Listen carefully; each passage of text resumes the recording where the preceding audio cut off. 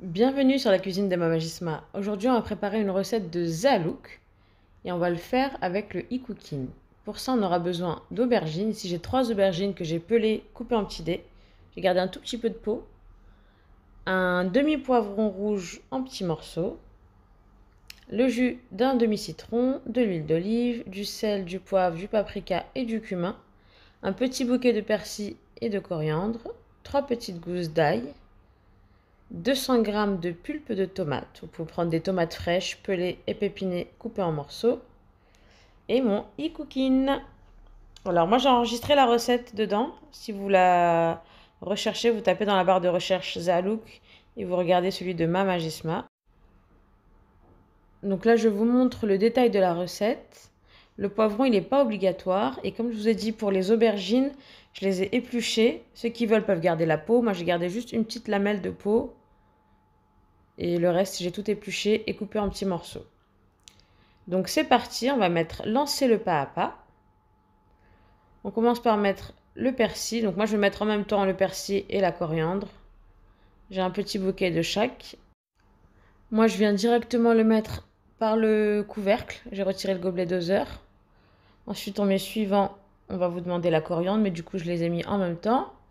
Les 3 petites gousses d'ail. Enfin, 3 grosses gousses d'ail même.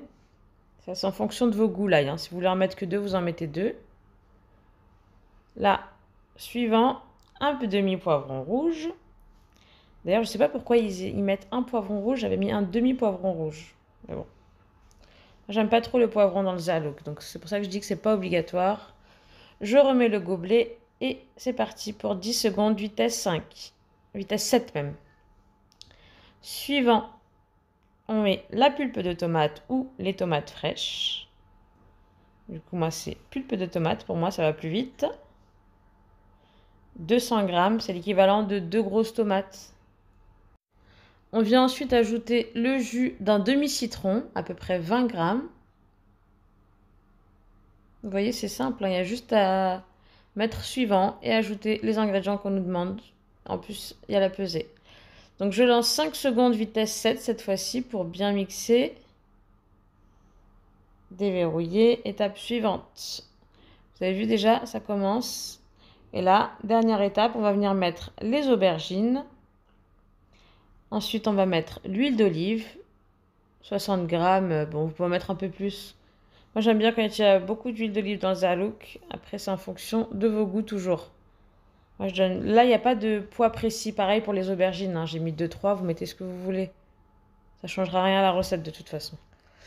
Ensuite, les épices. Donc, moi, je mets tout en même temps.